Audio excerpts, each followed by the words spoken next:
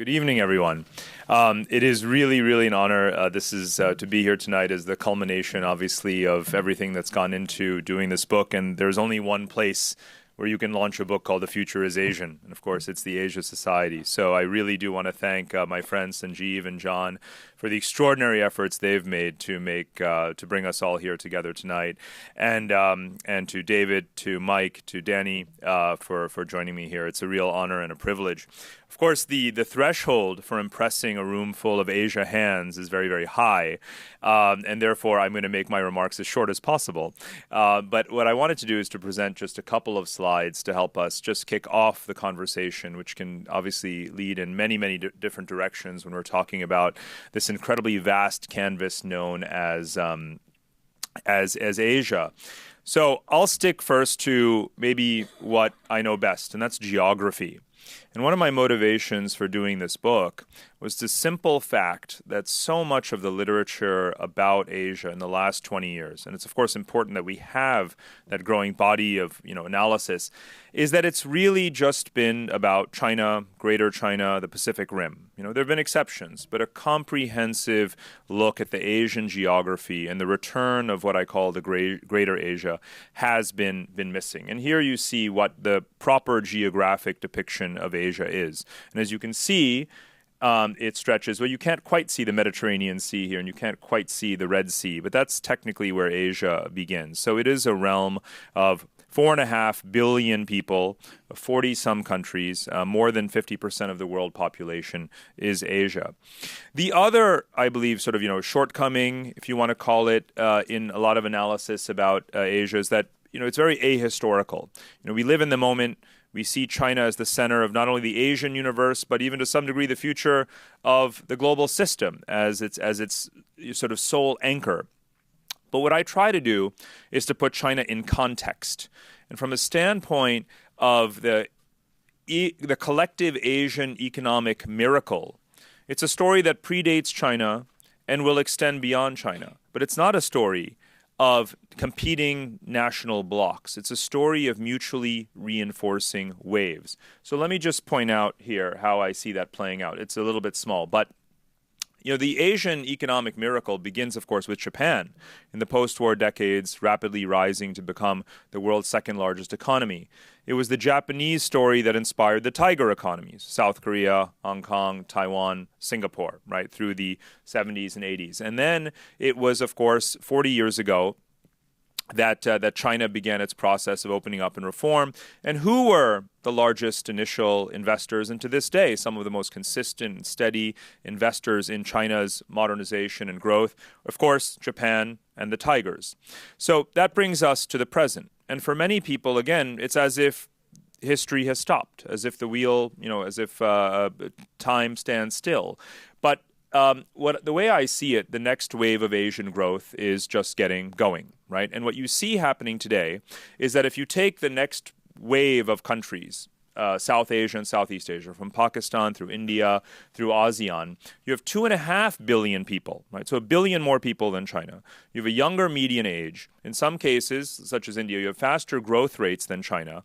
You have also countries that are receiving more foreign investment than China.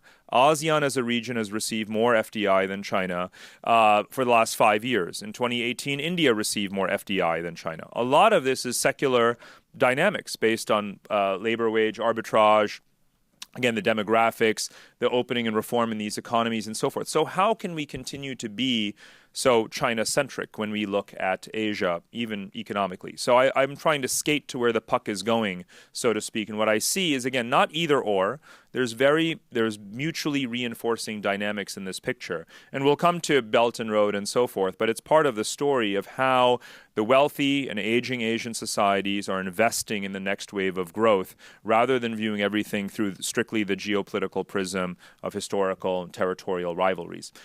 A second point I want to make is about how these countries fit together into a whole that is greater than just the sum of the parts. And there's a chapter in the book called Asianomics where I go into the things that I just mentioned, but also how, particularly since the collapse of the Soviet Union, the end of the Cold War, Asia has been focused on, in a way, rebuilding, resurrecting the Silk Roads. And it relies, very logically, in a way, on the economic complementarities that exist across this Asian landscape. You had the energy supercycle beginning in the 1990s, the West Asian economies. And again, atypically for a book about Asia, I talk a lot about West Asia. I don't call it the Middle East. For whether or not you are of Indian extraction or descent, you know very well that this is geographically West Asia. But if you are Indian, then you know that whether it's yourself or your father, in my case, my grandfather was an Indian diplomat, you would never use the phrase Middle East, right? It's West Asia.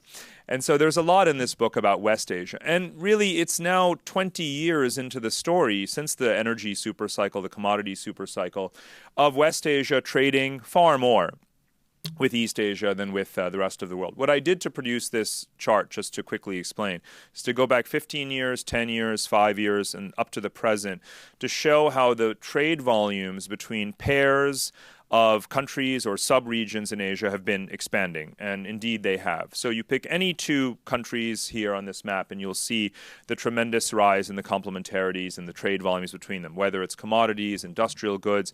And again, this reflects many other things. For example, you can plot investment flows onto this. You can look at commodities. You can look at the airline routes that are intensifying, the number of business travelers and tourists. You can see the migration patterns as well, as young Asian societies start to fill the labor gaps in aging Asian societies. I talk a bit in the book about how Japan has never had such a large number of foreign-born residents in its country. China too. It's of course a drop in the bucket, right? But it's more than before. You have intermarriage rising and so forth. We don't tend to think of Asia evolving in that way, but it is. Final point I want to make before we get into the discussion is very much about the Belt and Road. And again, Belt and Road only acquired a name a couple of years ago. But for me, there's sort of a personal history to the fact that I've spent a lot of time in the last 20 years backpacking through every country on this map. Every book I've written, including this one, is a reflection of my firsthand kind of experiences of traveling in Uzbekistan, Kazakhstan, Iran, Pakistan, Afghanistan, you name it. And I have been writing about and witnessing firsthand both Chinese and other countries-sponsored infrastructure projects and the impact that has on the economies and the geopolitics of the region. So a lot of us may have woken up to Belt and Road just in the last couple of years, but this pattern of, again, reconnecting, resurrecting the Silk Roads goes back to exactly 30 years ago with the collapse of the Soviet Union. And that's why, in pointing that out, is critical to appreciating the sort of time scale, because we look at Belt and Road as if it's a specific set of bilateral interventions that can be switched on and off, right? As if, if relations sour with one country, that's the end of infrastructure finance there. But it's not true. It's a much deeper, broader process because it's a response to the market failure of infrastructure finance that afflicts this region. Remember, on this map, on this rectangle, is the majority of humanity, right? More than 50% of the world population has suffered from this deficit in infrastructure. And China has rightly responded. It has done so sometimes in the right ways, sometimes in the wrong ways, but there is inevitability. And one of the central arguments I make in the book, and probably one that's still unique at this point, is that what China has done in a very short amount of time is not to necessarily dominate its neighbors and ensnare them all in debt traps, but it's awakened them, and it's awakened the rest of the world to enter into what I call the infrastructure arms race. Right? Because before a couple of years ago, you didn't have Europe saying, we're going to have an Asia connectivity initiative. You didn't have the U.S. saying, let's do a U.S. IFDC and compete with China for infrastructure projects and financing them in peripheral countries in Asia. And others now have their own. Japan and India have their connectivity initiative as well. And an infrastructure arms race, let me make a sort of normative point, is the best kind of arms race. Right? It's the kind of arms race that is actually going to stimulate the development of all of the countries in this region, if managed well, right? And if there's competition on commercial terms, it can hopefully lower the interest rates that countries pay.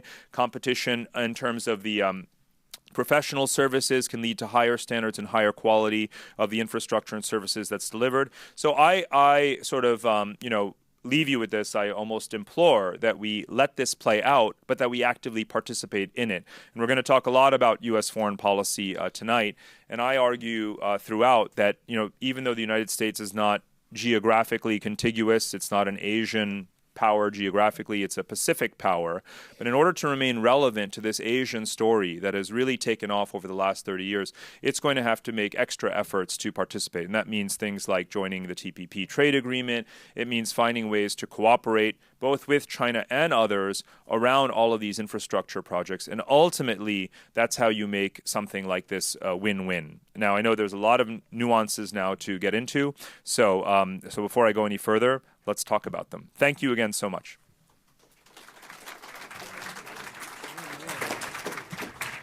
Okay.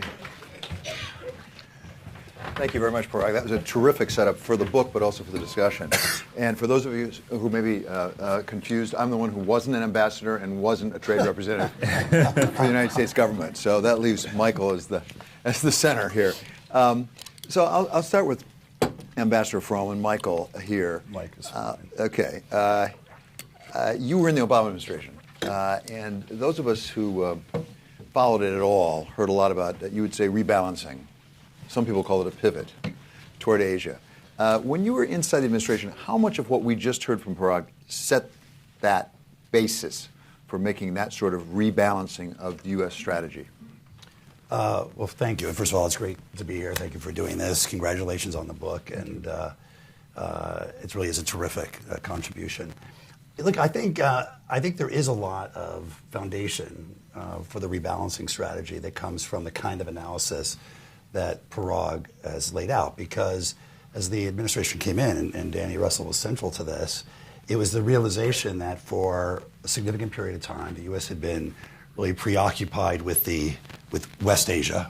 I'll use your terminology. Right, yeah. With West Asia. It doesn't roll off the tongue. No, it takes a little while to get used to. to. And while they were preoccupied with West Asia, there was an awful lot going on in the rest of the world, and particularly Asia, the rest of Asia. And that was where a lot of the future growth was going to come from, the future population, the dynamism of the global economy, that we had strong economic interests, geoeconomic interests, geopolitical interests, and we needed to shift attention away from being stuck in a rut, I think it was the word that was sometimes used, in one region of the world, and make sure that we were following and being engaged in developments elsewhere, and elsewhere in particular in a region that was going to determine a lot of our long-term interests. I think the interesting thing about your map is, and people, I think very few people will say this at Parag, is that you're insufficiently ambitious. Yeah, that's the first time I've ever heard that. Because there is, the whole fundamental question is that the region that we're talking about, which is the Asia landmass and associated islands and continents with China at the center, or are we talking about the Asia-Pacific region, right, with the United States and Latin America and Canada and the rest, all part of this community as well? And that was really the debate. And the goal of TPP and the rest was to say, we want to make sure this region is not defined solely as China-centric. China's obviously going to be the dominant factor in the region over the long term, as it has been historically.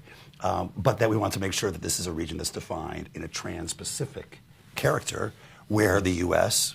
has a strong interest and where we have demonstrated an interest, at least for the last 75 years, in terms of providing a security umbrella, making it possible for Japan and the tigers and the rest of the economy to grow the way that they have, and to set a set of values and rules for a rules-based system that is in our interest as well. And Indo-Pacific as well, so would you support or advocate for that evolution that's happened in the last year or so in terminology? I think India is a critical part of this. We can debate about whether India being part of APEC is likely to produce more trade liberalization through that forum or not. Yeah.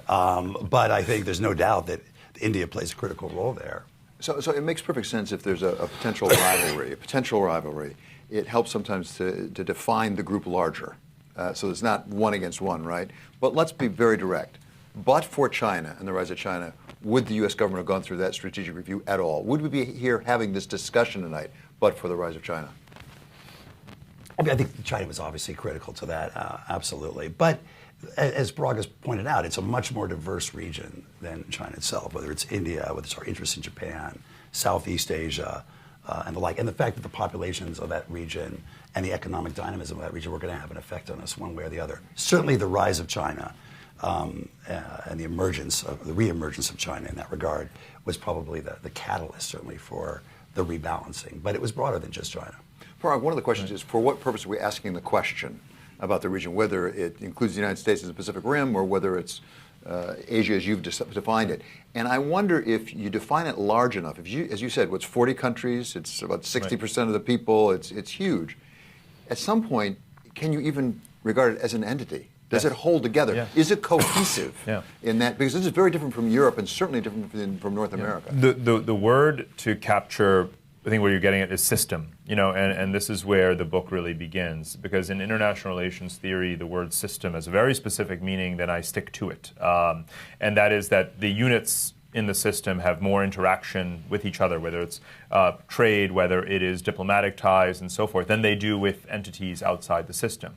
So by looking at the world today and reducing it in a very reductionist way, as we tend to do, to a G2, a US-China rivalry, we ignore the fact that there is, in fact, an Asian system, right? And China is central to that system. And therefore, I'll give you a couple examples. If you think about the US-China trade war, you would neglect the fact that China trades more with its principal Asian neighbors than it does with us, right? If you add up just Chinese trade with South Korea, with Japan, with India, with ASEAN, that there alone is pretty much more than its trade with the United States.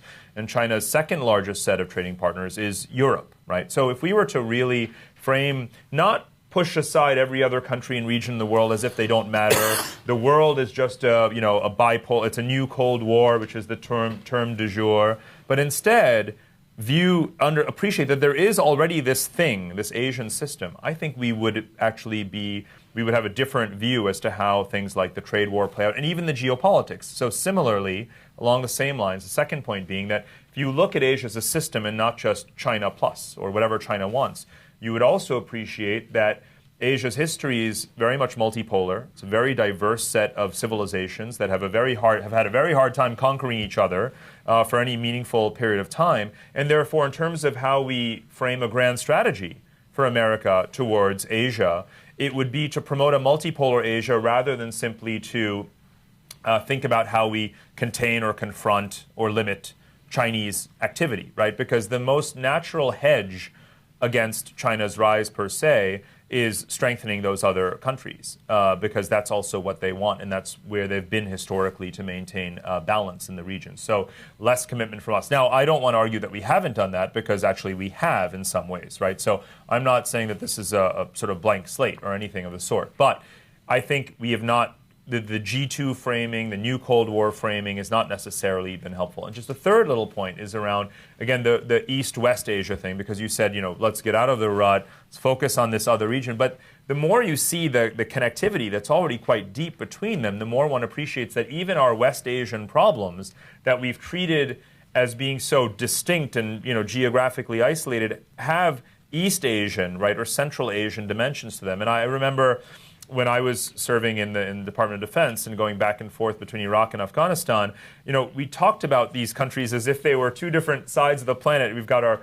bad failing war over here and our good fight over here. There's only one country in between them. And today, when you look at the investment volumes going into the new contracts and commercial activity and so forth, we forget that Asians, and that there's a sort of what I call in the book the Arab-Asian nexus that is deepening. So we have to think of Asia as this whole, even though it isn't unified and is never going to be unified, right? The metric or the yardstick for whether or not Asia is coming together is not whether they're building a supranational entity or have a Brussels-like capital, right? It's really about whether or not they can keep their geoeconomic complementarities and integration on one track and their geopolitical rivalries on another track and contained. Which leads to the question, insofar as there's a system here, and I wonder if you agree there's a system, is it really trade, commerce, investment Because historically, if you go back, I mean, you draw the analogy to Europe in the 19th century, Parag, and to North America, United States in the 20th century, there was more than just trade and commerce that brought those countries together. And one thing, is there more here fundamentally than trade and commerce? Now, you were the trade representative, so it would be perfectly okay to say that's enough. That's enough, yeah. Look, I'm not sure I completely buy into the systemic view of this, in that these countries all need to have a positive and constructive relationship with China. There's no doubt, right? And you're right, it's not a G2 world, and certainly our approach in the Obama administration was we're going to have a deep relationship with India, building on the good work that the Bush administration had done before in that strategic partnership. We're going to engage ASEAN directly and at the highest levels in the East Asian Summit, and we're going to use APEC broadly. We're going to strengthen our alliances across the region, and we're going to do trade. And to me, that's a systemic thing. It's got political, it's got military, it's got security, it's got economics. It's about not just our economic interests and where we're going to get raw materials from and who we're going to export our products to, but it's about what are the rules of the road for the region and what are the rules of the road for the economy and how are those going to be defined, and bringing people to the table with a wide range of perspectives from Japan to Vietnam to sit down together to define the rules to define the rules of the road. And then, of course, it's got political and strategic spillover effect. I mean, you're all much more Asian experts than I am, but it's not as though these countries have a long history of comedy and unity. There's no love lost between a lot of these countries, and the geopolitical rivalries are real. And I think the effort underway is not to sort of embrace some system, but more to find ways of accommodating the need to work with the obvious dominant party in the region while still maintaining the national interests that pull them apart. And that's what, one other aspect of a system is, again, the diplomatic. So I have this Venn diagram in the book that shows you kind of Asia building out its own institutions. And again, they're all quite nascent. Some of them are quite superficial. ASEAN Regional Forum, for example, is hardly, a legally binding entity, right? Yeah, they hold hands and sing. They do hold hands, but that's not what I mean by binding. And then you've got the Asian Infrastructure Investment Bank and Regional Comprehensive Economic Partnership that might go into effect this year. And then you've got Belt and Road that many countries have joined. So there is the beginnings of, and again, institutions matter a lot in building these system-like characteristics. And again, these things have emerged from within Asia, for sure. They've borrowed from the World Trade Organization template, for example. All free trade agreements do in some way, shape, or form. So there is, I go to great lengths, I think, to not view the rise of Asia as a zero-sum game, right? Because I think that's also a critical difference between traditional approaches to world order, in which, I don't even want to say traditional, I would just call them narrow and misguided, in which one posits that there always must be one number one. I mean, a lot of geopolitical conversations today start with who's number one. Before we leave this room, we must answer the question, who's number one? People are not willing to accept that we're actually living for the first time in history in a global multipolar system. Not a Eurocentric one, not just European or Western powers that have a divide global hegemony, but rather one in which you have North America and America as a superpower, Europe being very important, and multiple Asian powers. We've never had a world like that, ever, right? And so we have to accept that multipolarity, and that Asia can actually start to build from the bottom up its own attitudes, its own approaches. Again, but there's a learning process. The world has learned a lot from 19th century Europeanization. It's learned a lot from 20th century Americanization. And what you see when you spend time all over Asia is that there isn't so much a rejection of those things. It's an absorption. It's what do we want to keep from the past, from our past as colonies and so forth, in order to adapt them to our own model, to build a better future for ourselves. It's a very, very pragmatic region to a large degree. But I think there's a fundamental difference there. I'm sorry. No. Is it okay if I argue? You're supposed to. Okay, all right. I think there's a fundamental difference in that those other examples, whether it was the European-centric example or the American century per se, they were both about marshaling our values and our interests in setting a global system. Right. And what we haven't seen yet out of China or out of Asia is anything that goes beyond the region. Yeah. And in fact, I think China has thus far resisted taking on any global responsibilities. Yeah. Part of what we did in institutionalizing the G20 versus the G7 or G8 as the central body for international economic coordination was the recognition that China and India and Indonesia, needed to be at the table, needed to be a major part of the players. But there's a difference between being at the table and being willing to pick up the check every once in a while. Right. And what we've seen is they want a seat at the table, but they've not yet been willing to take on those kinds of global responsibilities. Let me be just very pointed in that point. I was going to ask you, actually, given your analysis, is there going to be a Bretton Woods from Asia? Are we going to replace the international economic order? Are we going to have a new version of the IMF, the World Bank, whatever it is? Yeah. Exactly, an Asia version. So what's going to come after? But the Asian version that goes beyond Asia. No, exactly. No, it has to. Global version. A global version, yeah. So two answers. First of all, I think this is the question that I was just trying to answer in the sense that why would they want to simply discard the lessons of the past and the inheritance of the past and the good best practices of the past in terms of being able to take the codes and the rules that make sense for them from the existing multilateral architecture. This is why you still have pro-globalization sentiment, you have intra-Asian trade liberalization going on, borrowing from the WTO playbook, while we have a president right now who's threatening to sort of pull out of it, not knowing what would come next. So again, there's a pragmatism there about why would you need to see Asia replace wholesale things that work. They don't want to actually do that. The other thing is, and this gets to Mike's point, because Asia is largely poor, right, and because most of the world population is in Asia anyway, why would we expect that even 50 years from now when Asia is rich, that they necessarily want to create an Asian-centric global system? It may be happening by stealth. It may be happening de facto. We could not have sat here 20 years ago and imagined that most Latin American countries would have China as their largest trading partner, and or maybe 25 years ago, we certainly, when we were talking about the Monroe Doctrine, or still living in that kind of mentality, or that for a lot of South American countries, India has become their fastest growing trading partner. Mauricio Macri of Argentina is heading on to India on a state visit. So, there is this, it's happening by sort of in a de facto kind of way. Again, Belt and Road, like it or not, is a good example of, externalizing Asian priorities and practices. Again, it is not a formal institutional rule book. It is not meant to displace or replace the Western order.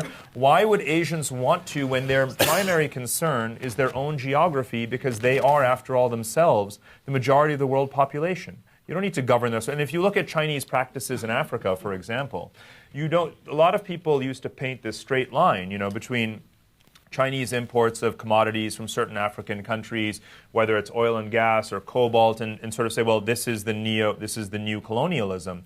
But you can actually see in some African countries a pullback from China when they're no longer importing as much, right? They're going to be less likely to simply bail out those countries and provide, long-term credit and so forth. So they're not necessarily interested in in creating a new global system.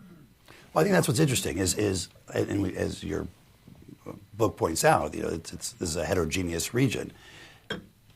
Compare the role of Japan, right, which has, in quite remarkable ways, stepped up to play a global leadership role, right, and to fill a void as the United States has stepped back, whether it's on the trade front, or in some other areas, versus the role of China, which is not, largely. Mm-hmm. And what does that say? Is it because Japan has a different view of Asia than it views itself as somehow more interested in global governance than China, or that there's a free rider issue that China would like to continue to ride on the best benefits of the Western-defined rules-based system, paying as little dues as possible to that system while continuing to strengthen the ties of its neighboring states in order to benefit from that kind of regional integration?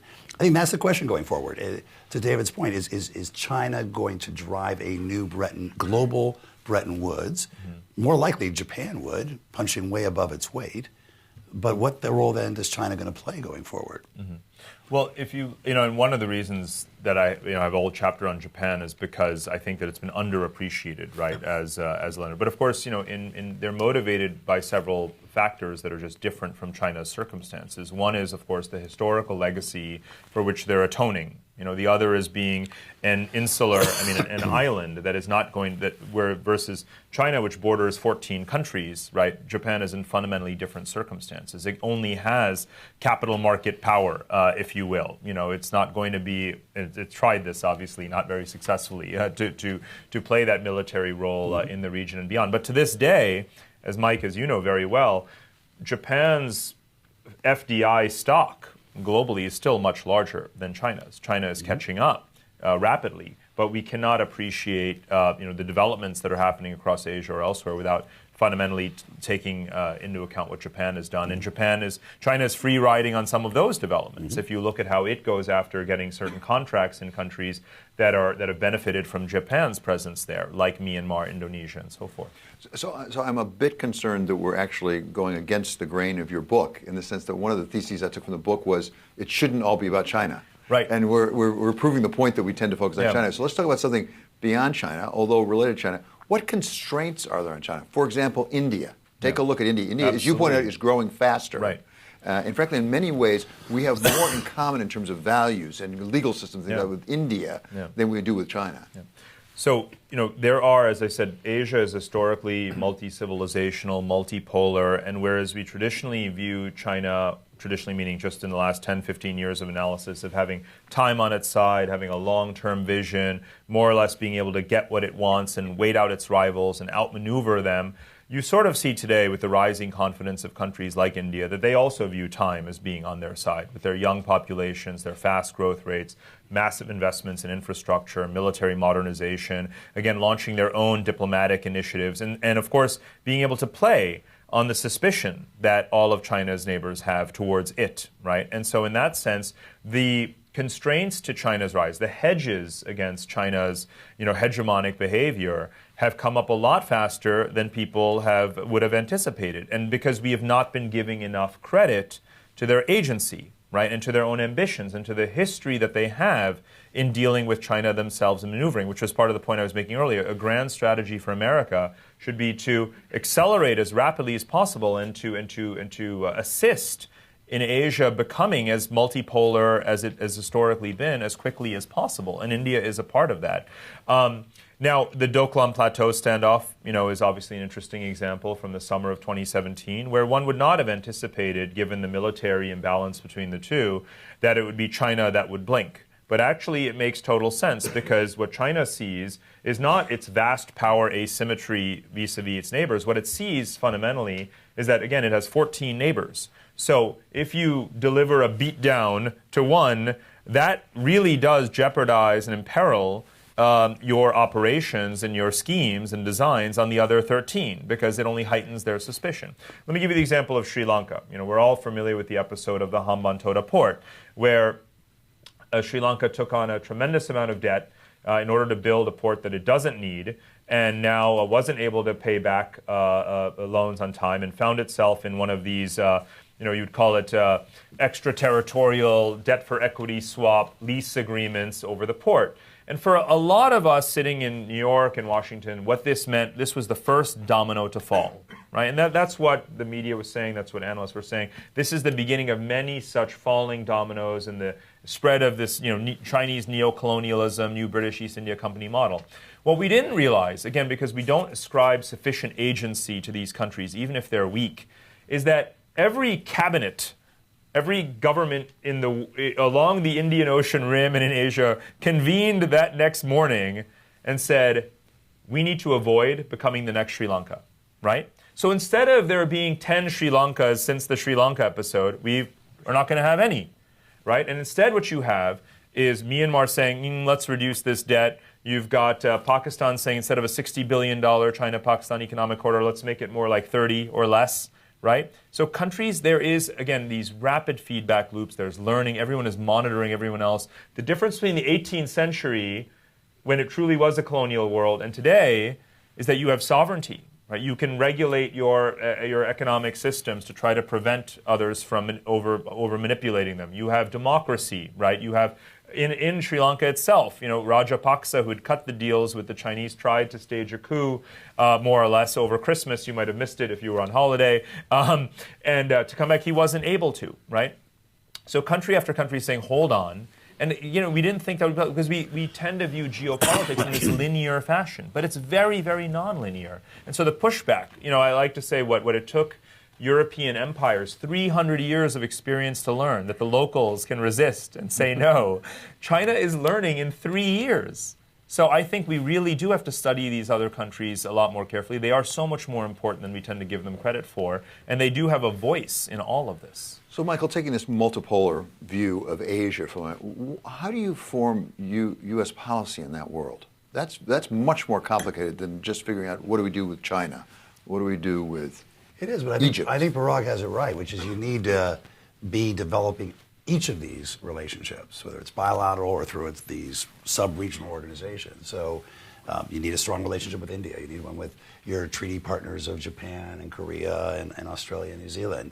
You need to have a deep relationship with ASEAN, which is increasingly important, and invest the kind of time and energy and senior level of attention to have that independent relationship, as we did with the East Asia Summit or with APEC or others, or with TPP itself, so that you're creating habits of cooperation among countries. The goal of these summit meetings, the summit meetings themselves don't necessarily produce a heck of a lot. This is on the record. I can't supposed to say that, but don't repeat that. Communiques are not an end in and of themselves. It's about the habits of cooperation that get created among countries and the spillover potential effects between economics, geoeconomics, geopolitics, and broader interests. But it takes hard work, and it's got to be a concerted effort, and it's been built up over decades and between Republican and Democratic administrations. And I think now the question is, have we created a void that allows those relationships to unfortunately deteriorate, or to allow China to step in where otherwise there was a bit of a counterbalancing dynamic. Well, and I have a feeling we're going to turn to President Trump here. It just feels like that's where we're going. But before we get to that, shocked. was there a larger trend, actually? Because what you describe requires a lot of bandwidth, a lot of people, a lot of expertise, a lot of money, frankly. And the United States does not have the resources it did a generation ago to invest in these places. Do we have, as a government, the resources? And the follow-on question is, increasingly, we're going to have to rely upon the private sector, the multinational corporations, things like that, to step in where a generation ago we would have relied upon the U.S. government. I would say, actually, yes, I think you're right. I mean, we're never, whatever we do on development finance and infrastructure investment, we're never going to be able to match China dollar for dollar. And that shouldn't be our goal, because we have other assets to deploy as well. Historically, it's been our political leadership, our values, our military, and the security umbrella that we provided, and the role of the private sector, and the fact that American companies have been actively involved there, and involved in generally a very positive way. I mean, I think one of the things, just to build on what Parag said and his views on the infrastructure arms race, infrastructure is a good thing, and in some respects, we should welcome the development of infrastructure in countries that need it. But the countries themselves, it has to work for them too, whether it's in Africa or whether they're Belt and Road Initiative participants. It's got to be on the level. It's got to be to the highest standards. The whole back and forth around the Asian Infrastructure Investment Bank was, will it live up to the standards that the World Bank and the Asian Development Bank have developed over decades when it comes to environmental protection or displacing people? Or will there be a lot of corruption, a lot of cutting corners, a lot of no-bid contracts? And so that's where it's not just money. I don't think it's going to be an issue of who's got the bigger checkbook. I think it's going to be also who can bring all these other attributes to the table as well. But to deliver those benefits, those virtues of the history, the accumulated wisdom, the experience that Western governments and firms have, one has to be inside the tent. And I think Mike began to articulate what I think is sort of a three-part strategy towards whatever our resource deficits may be diplomatically and handicaps may be, at least in principle, three things we should be doing. The first is the obvious one, like you said, restore and strengthen the relationships with the existing allies. The second, by the way, is very controversial, but Graham Allison did a piece this weekend also mentioning, which was that Russia is actually a country that we're going to have to inevitably re-engage with. It's very concerned about its power asymmetry vis-a-vis China.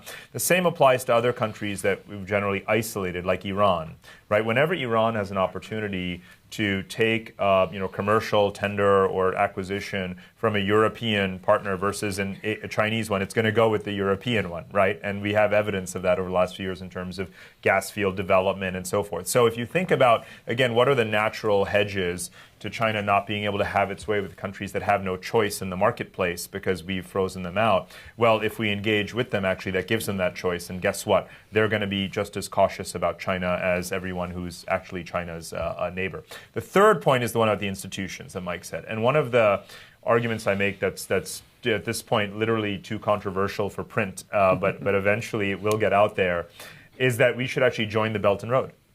And you heard it here first, but let me explain what I mean, which is that the Belt and Road, again, is China, and then 30, 40, 50, whatever growing number of far weaker countries. But in the Belt and Road Charter, it actually says we respect the principles of free enterprise, the private sector must lead, and so forth. But is that actually going to happen when China and a whole bunch of, I don't want to be crude, but sort of less than well-governed states gather together in Beijing for a big kumbaya? Not really going to happen. The only way you're actually going to make sure that the standards are high and so forth, and that the loans are not at non-concessional rates, is if America is there, Canada is there, Germany is there, Britain is there, and then we say, hey, wait a minute, why did, whether fill in the blank, Angola or Mozambique or Oman or whomever, just forced into these terms that don't make sense for them. But instead, if you're there, if you're a signatory to this, you can say, hey, wait a minute. No, I mean, one thing's for sure, if you know anything about Germany and German businesses and a company like Siemens, they're not going to allow a Chinese contractor to get the sort of inside track on something when they can compete and they're better, right? So we need to be inside the tent. And this is not a radical theory. It's not a hypothetical. This is exactly how diplomacy operates. We created Bretton Woods institutions, and now as rising powers have come in, they challenge our views, right? They dilute us from within, right? They speak against us. China has experienced this itself already with the Shanghai Cooperation Organization, the SCO, which was sometimes described as the NATO of the East. But India has been lobbying to join the group. And now that Russia acquiesced and supported India joining the group, now it's a group that China founded, and China can't always get what it wants. So how do you make sure that in a club like the Belt and Road is, very loosely defined with no real normative, sort of superstructure, how do you make sure that it doesn't just get what it wants? You actually join it. So let me be the sort of, I'll admit, sort of unreconstructed American here, okay, reacting to that. The way you describe One Belt, One Road, it sort of sounds like the Marshall Plan. And I never in the past confused One Belt, One Road with the Marshall Plan. No. The Marshall Plan seemed to be very different, very differently motivated than that. My impression was, it's the rule I learned back in college was Tanstaffel. There's no such thing as a free lunch. Mm-hmm. That basically China is doing this for good and sufficient reason for their own best interests. Yeah. But for us to go in and play into that, don't we play into that quite directly? No, we're actually doing, this is what I described as the roadmap, the tactical roadmap to getting to exactly what Mike said, which is how do we help these countries actually pick the best projects that are going to actually help them grow so that they become, because we're not going to compete with China on building bridges and roads and deploying even the volume of loans that they are. But we want these economies to grow because they're going to be our next set of export markets, right, in Asia. And the richer they get, the more they're going to want to, I hate to use the phrase, buy American, but you know what I mean. And otherwise, it's going to become a self-fulfilling prophecy, right? Because this is what we fear. Why else would we be so, cynical about China if we didn't fear their intentions, which is exactly the nature of your question. If you're actually asking, what are you going to do about it, you cannot but come to the conclusion that I've come to, which is that you have to get inside the tent and compete. So, Mike, let's put you on the spot. Might be a slightly different answer. Well, I was going to say, so let's put you back on the National Security Council, National Economic Council. Yeah. The memo crosses your desk. Let's join One Belt, One Road. Yeah. What do you do? I think the concern is real, but I think I don't have great faith that from inside we're going to be able to have the kind of influence given where it is. And I would instead be working with the countries in Central Asia, in the other parts of Asia, to make sure that they've got the tools available to negotiate the very best deals, that they're getting good advice. You're hopefully strengthening governance and making sure that there's not corruption, so that you're limiting whatever the negative consequences of it might be.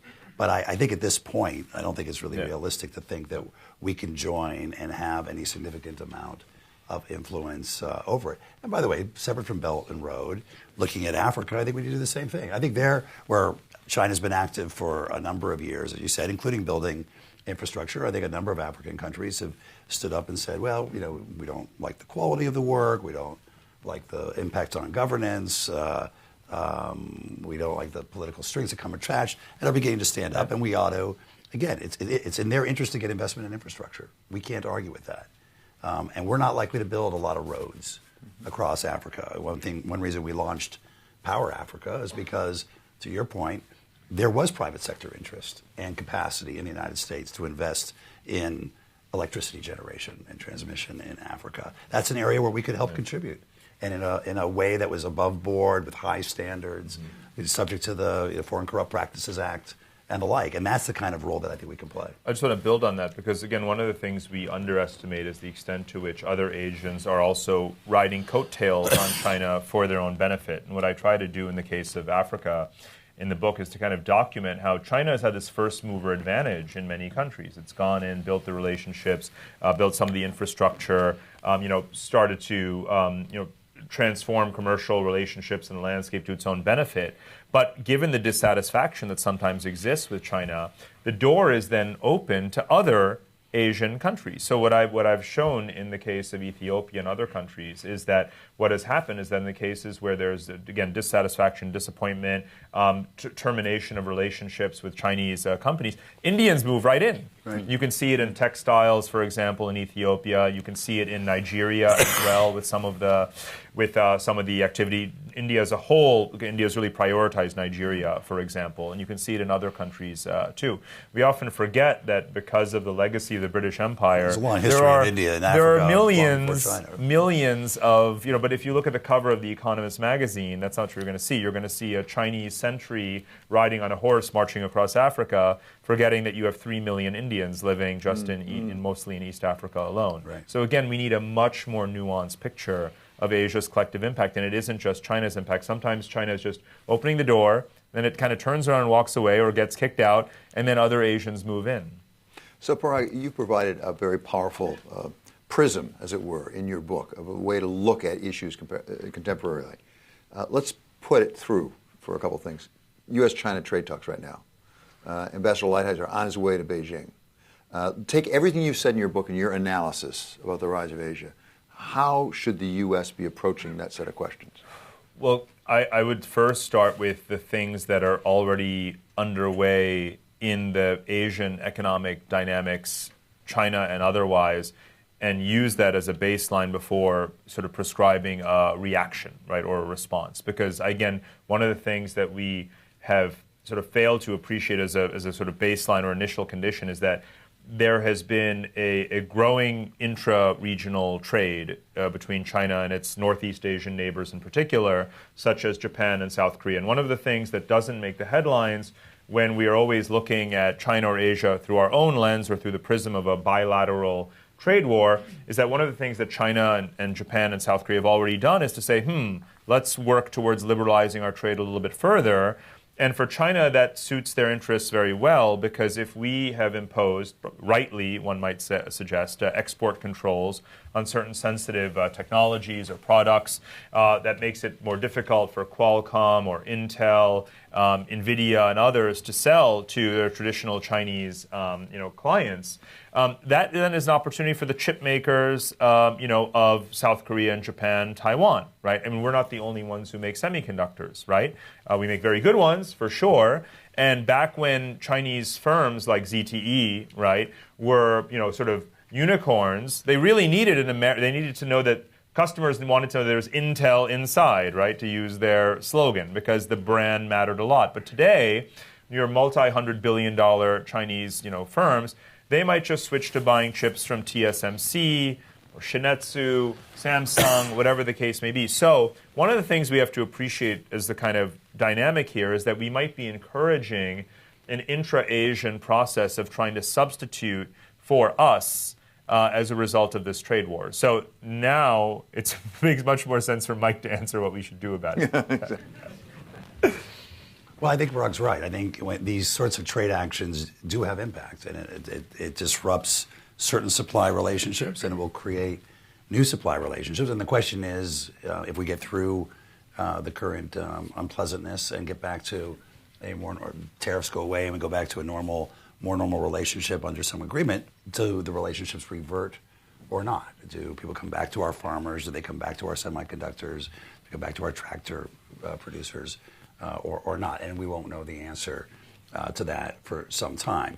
I think it's probably the case that having introduced the concept of uncertainty at a much higher level into supply chains, they're going to be hedging their bets, whether it's moving factories out of China into other countries where they don't feel they're going to be subject to the same risk of sanctions, or diversifying their supply chains more generally, but we'll have to see how that plays out. I think the challenge is that there is a lot of intra-regional trade, and including trade liberalization, whether it's the RCEP negotiations going on or the other negotiations. They are generally what we would in the trade wonk world call low standard agreements, right? They're not really major opening agreements. They're not really setting new rules at high standards. And so from a U.S. perspective, we're not likely to see the kinds of evolution going on in Asia among themselves without the U.S. pushing for it. And that's why the U.S. is pushing, as I gather, not just for more soybeans and planes and tractors and LNG to be sold, but also for some fundamental structural reforms around intellectual property, forced technology transfer, state-owned enterprise, subsidies, and the like. So in just a couple of minutes, we're going to open this up for questions. So just be thinking about the questions you want to ask. It's So there's a bit of end. But no, I want to raise one other issue before, if we could. Yeah. The World Bank. It's in the news right now. David Malpass, nominated. He's been outspoken and saying, wait a second, what are we doing with China being the second biggest recipient of below-market loans from the World Bank? Does he have a point, Mike? Well, I think there is a point more generally, which it goes to the WTO, it goes to the climate regime, and it goes to the multilateral development banks, which is we've had a world for a long time in which there were for a red line division between developed and developing countries. And now we have a country like China, which has a lot of poor people, but is also globally competitive on a whole variety of areas. And I think one has to look at these different fora and say, is it really appropriate for China to be treated the same as Chad? China is not Chad.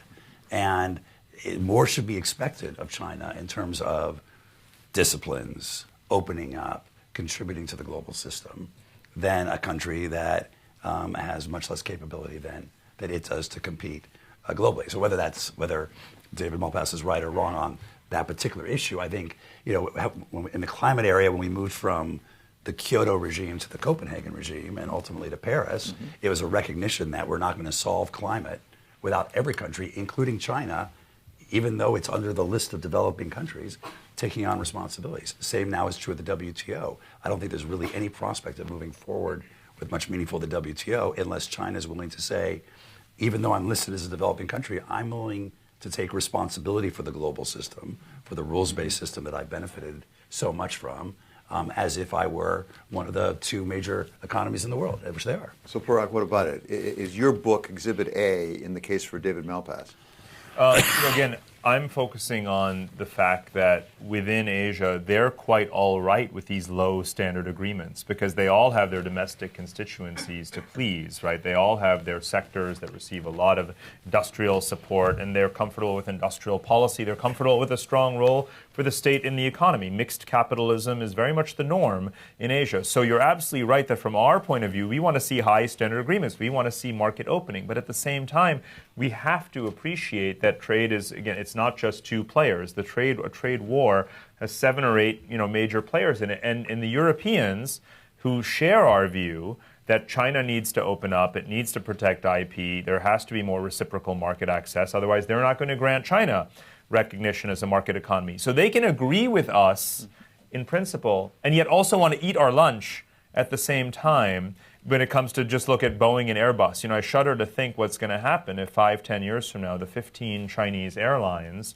decide that, well, we don't owe that much to America anymore. We're not, we're going to be maybe not trading as much with America, but we're trading more with Europe. So why do 50-50 in terms of our airline procurement, Boeing, Airbus? What if we start to do 60-40, 70-30, buy more Airbus? And of course, they're moving up the value chain, making their own aircraft. I don't want to be the first on the maiden flight, maybe second or third.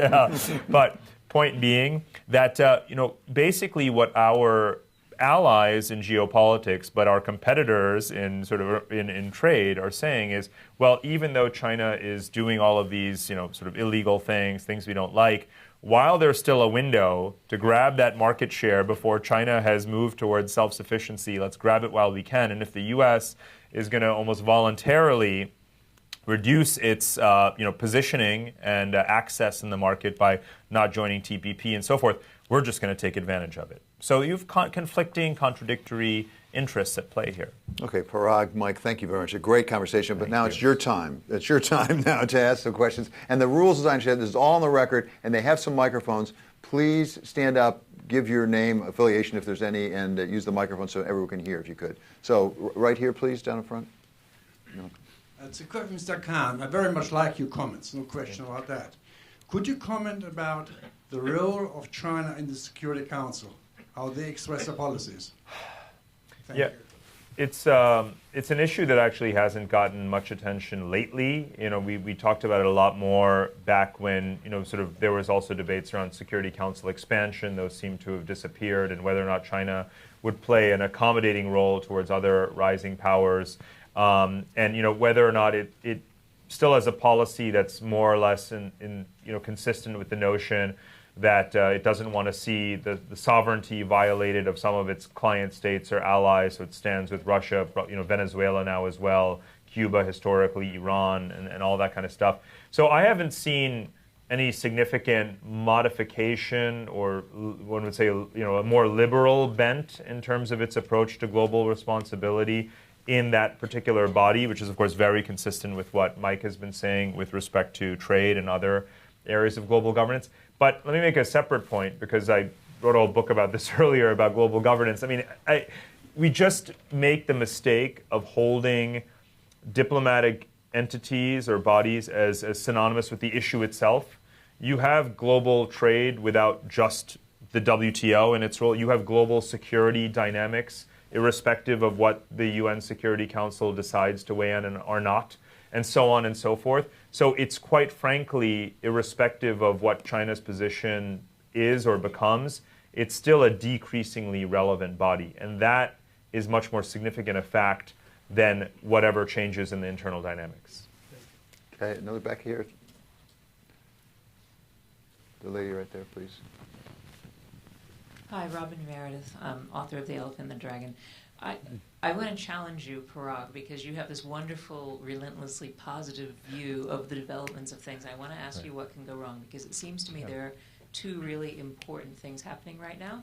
One is globalization is under threat, in part because of trade wars, but in part because the U.S. is challenging how China plays in globalization. Globalization has helped U.S. consumers, U.S. companies, and Chinese workers. That's the main thing.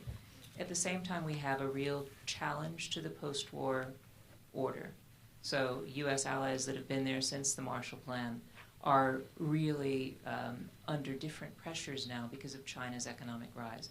So those two things are producing really big changes here. What can go wrong? And if you could address the military side too. Right. No, I think, and that is the place to start when it comes to what could go wrong. So let me focus just on the military and the geopolitical, and then this globalization question.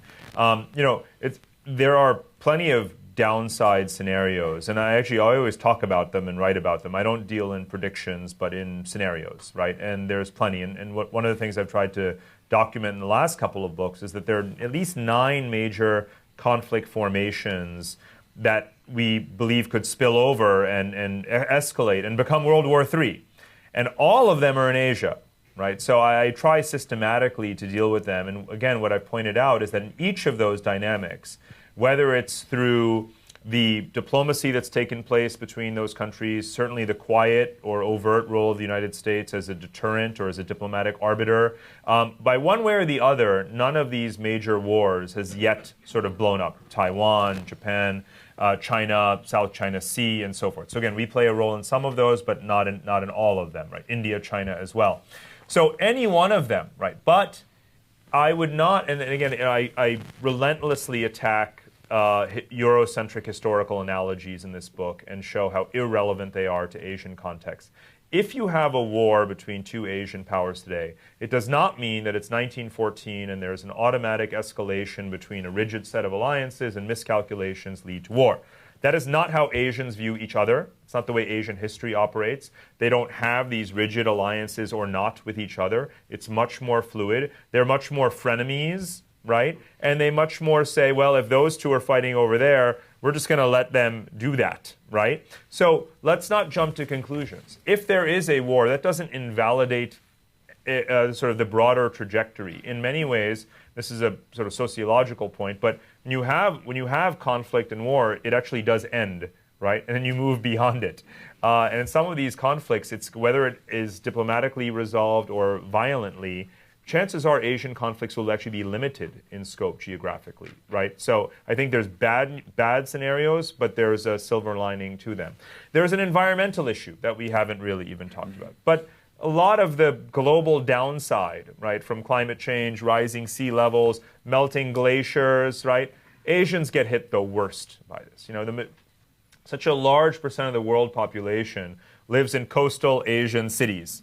We have large volumes of infrastructure investment, fast-growing economies, and yet they are, like everyone else, little price takers, right, to this phenomenon. You know, and so they're significant concerns. So plenty of downside scenarios, but each of them has to be taken one by one at different timescales. And then just on globalization, I have to point out, globalization is not a rosy, positive, inert, you know, sort of normative superstructure on the world that just exists outside of the players within it.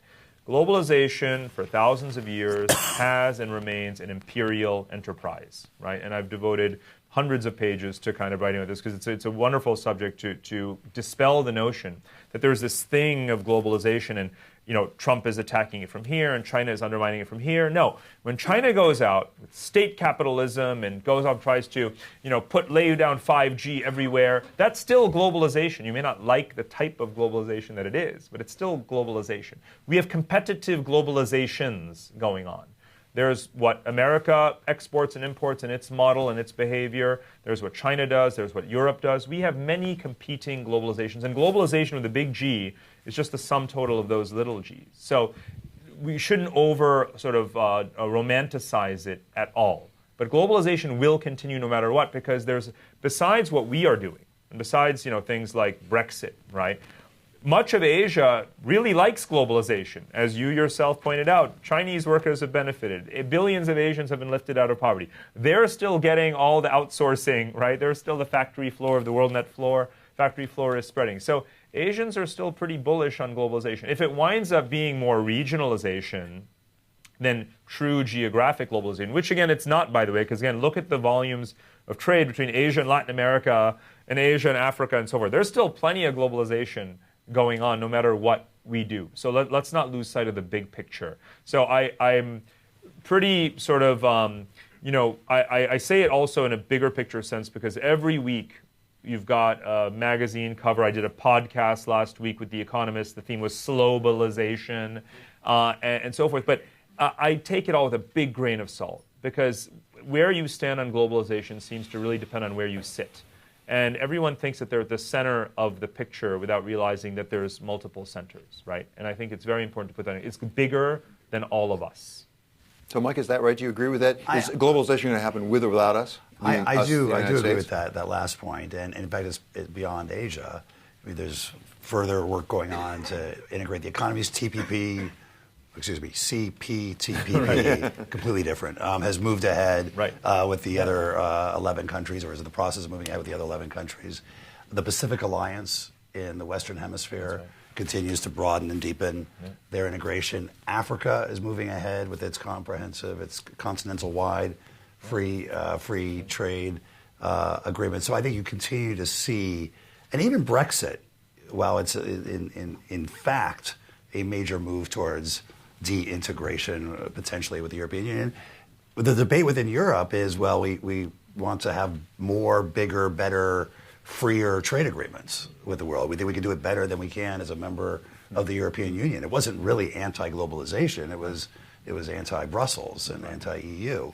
So I do think, in fact, ironically, I think the fact that the U.S. has taken a step back from globalization has reinforced in other countries the need to step forward, because many of them have put their economic futures and have seen the positive economic developments of the last 70 years in terms of globalization, and want to make sure that from their perspective continues. Okay, you've had your hand up back here, sir. We're going to be here all night.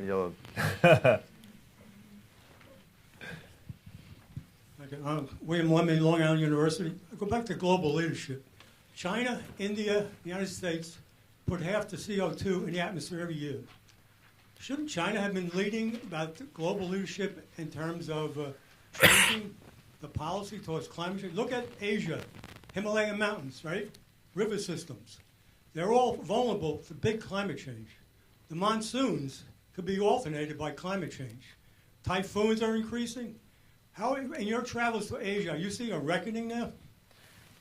And the thing about climate, and the thing about the environment as a public good, right, is that there's going to be an uneven distribution of the externalities, the effects. There's going to be a non-uniform kind of recognition and action, right? You have a collective action problem. It's global, and it's certainly in Asia too.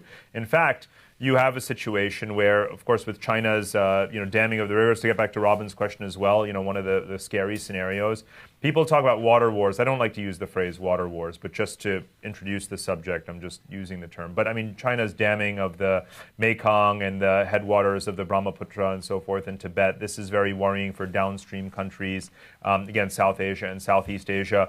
So, there's a manipulation of the environment almost in anticipation of the resource stress that's coming as a result of rising temperatures and the desire to make one's own land more fertile and so forth. There is almost a zero-sumness to some of the ways in which countries are acting. Then on the other hand, and I leave it to Mike to comment on whether or not the efforts that you see China and other countries making in terms of really investing in and deploying the lower cost technologies around alternative renewable energy, whether that's going to make a material impact, and whether their export of those technologies, as much as they're also exporting coal-fired power plants, but can it make a difference? Is it enough? I'm just curious. My sense is, and I'm not as close to it as I used to be, is that it's not enough. I mean, they've certainly taken some very important steps, and they, I think, have stepped up, at least rhetorically, to understand that they have to take some responsibility for this as well, for all the reasons you said and others. On the other hand, in practice, I think we have a lot of very mixed results, including the continuing building of coal-fired power plants, placing them around the world, increasing emissions rather than decreasing emissions, and the like. Okay, Frank Wisner, who does not need to identify himself. No. Thank you for being Thanks here, very Frank. much. I really found this fascinating. We want to make sure everyone way back there can hear you, Frank. Really found this absolutely fascinating. And I'm very glad even at the end the word TPP came up, because I'm sure I'm among many this evening who really deeply, Mike, regret its failure, non-passage, the United States withdrawal from it. The right way to put it. But let's look ahead. There is the replacement institution you talked about. At what price will the United States have to pay to enter that institution at a later date? And is that a price that you can imagine the United States could manage politically as well in terms of policy? And second, what is China's eventual relationship with a larger TPP. Yeah. or with a TPP with the United States inside it? Great. I think it would be. I think the other countries would welcome the U.S. back into the CPTPP, and they even created the mechanism and the incentives to do so. When they moved ahead with it, they took a couple dozen provisions that were of particular interest to the United States and put them to the side and indicated that if and when the U.S. was interested in rejoining, that those would be back on the table and be back part of the overall regime. So the other countries are quite eager for the U.S. To rejoin. And it's interesting that even without the U.S. there, because obviously access to U.S. market was a major incentive for a number of the countries with whom we did not already have an FTA, you have additional countries wanting to join and beginning the process of consultation to say they want to be part of this high standard, broader, trans-Pacific regional agreement. So I think it will continue to evolve, although not with the strategic value to us and some of the original design that was there. You know, the original strategy was through TPP, and you know, one of the things about TPP is it was large and small countries, rich and poor countries, developed and developing, and so you couldn't accuse it of being, you know, just a rich man's club. You had Vietnam and Peru and Brunei and others at the table defining these rules in such a way that if those countries could come together and sign the rules, high standards, and you could do the same with the European Union, you suddenly get 2/3 or 3/4 of the world saying this is the high standard agreement, standards going forward. It makes it easier over time for the Chinas, the Indias, the other countries to come on board. And I think that's where the answer to your second question, which is what is the ultimate relationship? It was never directed as a way of containing China. It was directed as a way of setting standards for China to ultimately have to aspire to. And, you know, hopefully whether it's with the U.S. in now, later, never, but with other countries in, it too will see the value of signing up to a high standard sort of regime. Okay, other questions? Yes, right here. We'll come back to you, I promise. I promise, you're next. Hi, Liam Kraft. Going back to the U.S. foreign policy towards the Belt Road Initiative sort of topic, if on one hand the U.S. should kind of avoid sort of a self-defeating sort of approach that argues against infrastructure development in Asia, and is kind of going to take a more sort of cooperative and positive sort of outlook towards Belt and Road, how should the U.S. sort of balance that against kind of the geopolitical sort of vulnerabilities, especially that India faces in kind of the Indo-Pacific region as China kind of gains more influence in that region? How can the U.S. kind of balance going too far in the positive direction that sort of upsets India, but also being a little bit more constructive? Well, to be honest, I make the same argument to Indians. You know, when the Belt and Road Summit happened almost 2 years ago, India boycotted out of principle because of the China-Pakistan Economic Corridor projects traversing Pakistan-occupied Kashmir. But guess what? Like I said, when you're not in the tent, no one misses you, right? You think when that jamboree was happening in Beijing, anyone stopped to ask, hey, where are the Indians? You know, we miss them. No, they're busy making deals, right? And I make the same point to us as the United States. It's not about being more cooperative and friendly in orientation the way you're describing. It's completely and totally cynical. The reason we should show up in Beijing is precisely because we are utterly cynical and suspicious, and rightly so, about how these deals are playing out. And the only way to challenge it is to say, hey, wait a minute, why deal with them? You know, we're supposed to follow this sort of charter. Again, the charter says free market, free enterprise, and so forth. It's not going to happen unless we go there and fight for it, right? It's not about being obsequious and subservient to some Chinese system. It's actually, to quote-unquote join Belt and Road, you actually just sign, a memorandum with the Chinese Ministry of Commerce saying that you support the idea of the new Silk Roads. Talk about low standard. It's the lowest possible standard, right? After all, some of the most corrupt, authoritarian little countries in the world are a member of it. So I'm just saying be there and compete. Now we will also, Simon, this gets to your question as well, compete from the outside, compete from inside and from the outside, right? That's what the Papua New Guinea, example was all about, saying, you know what, instead of doing your electricity grid, having China do it, Australia, New Zealand, the United States got together and said, we're going to put together a consortium, provide $2 billion in financing and the resources to do Papua New Guinea's electricity grid. Europe as well, said we're going to launch a whole connectivity initiative, and we're going to provide various ways of debt finance or commercial loans, subsidies for European companies to go in and to go head-to-head with China. Do both and at the same time. After all, by most consensus estimates, there's a $2-3 trillion shortfall in infrastructure finance across the Asian region over the next, say, 10-15 years. Even with all the money China claims to be putting on the table, and even with all the collective money put in the Belt and Road kitty, it's not even a third of that. Okay, I promised you, right back here. There we go. It's your turn. Well, this is a little bit about individual agency. Just take the mic if you would. Thank you.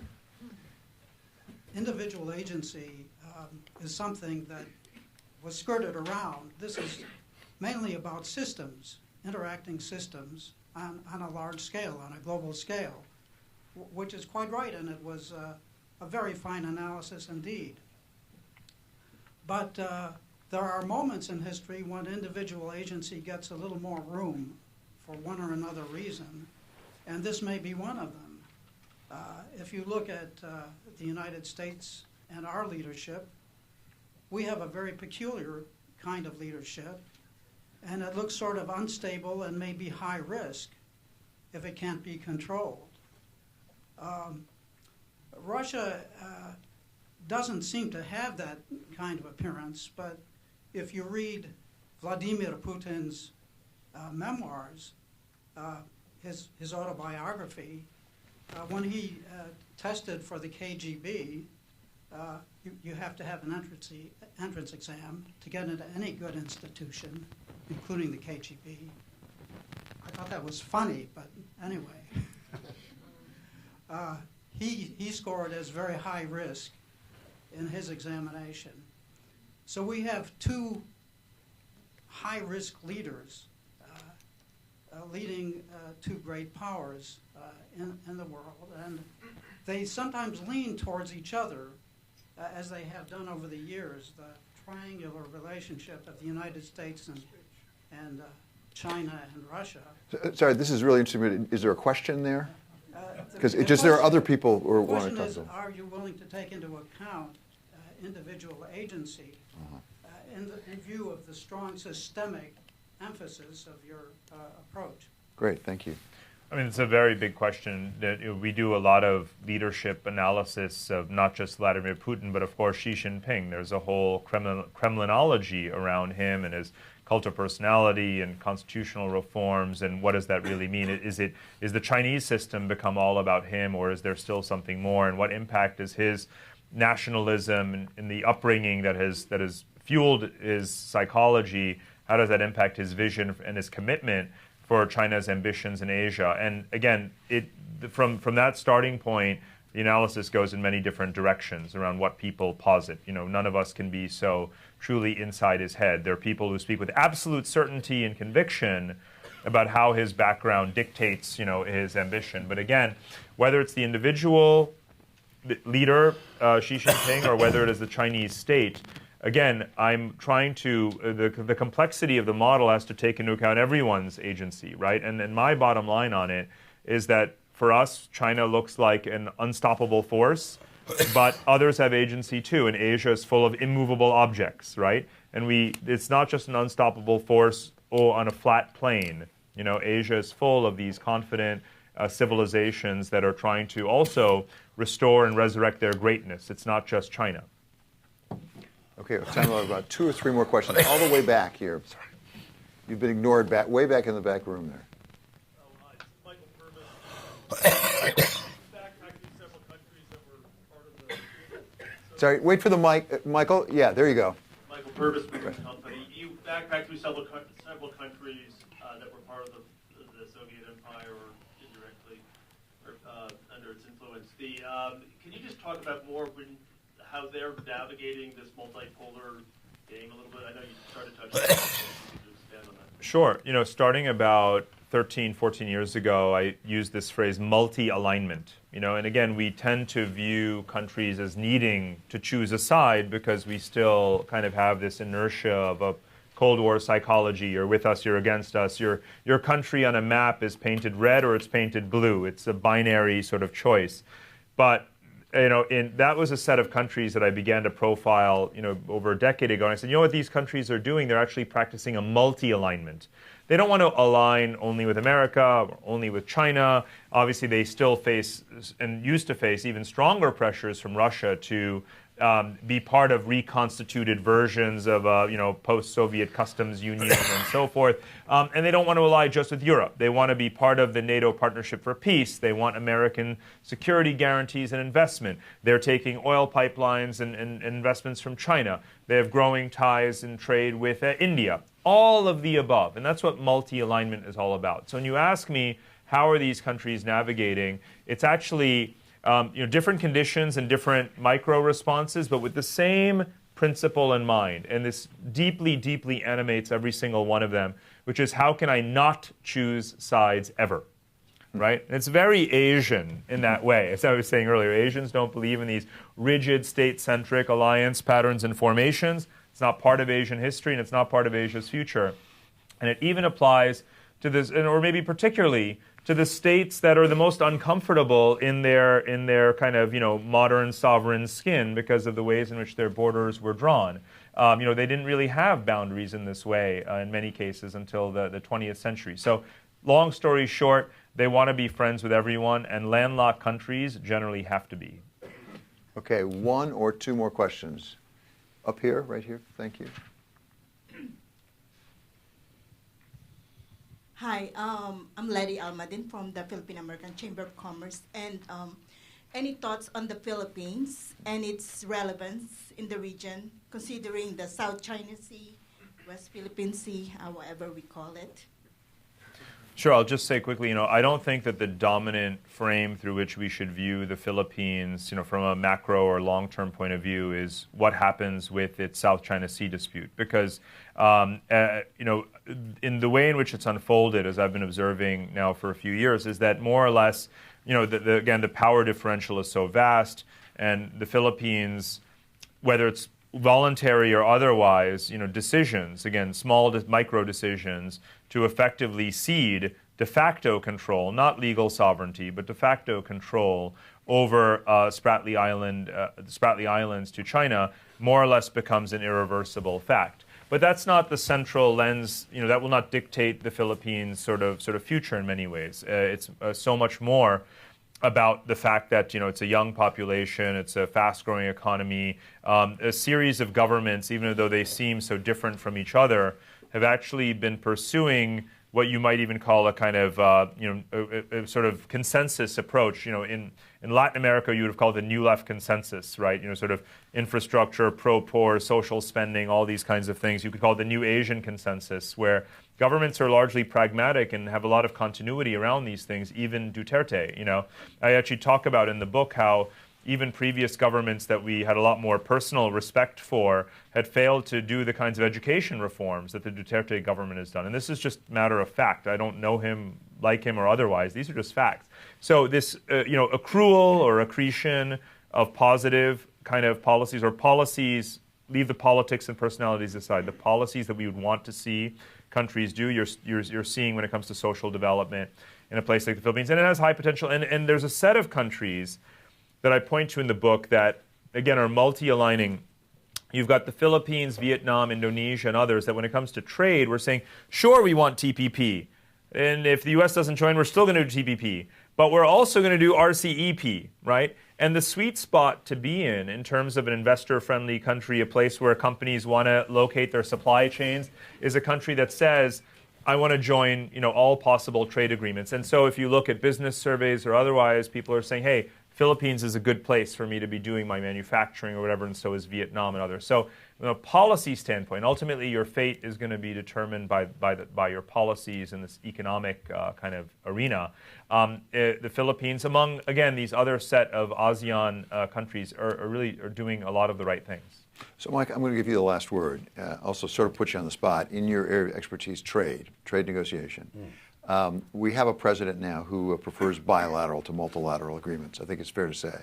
And he's That's what I've heard. Been very he's been very controversial. But play for the red team for a second. What's the best result that could come out with respect to Asia and trade from the Trump policy right now? Suppose he drew it into an inside straight and it all worked.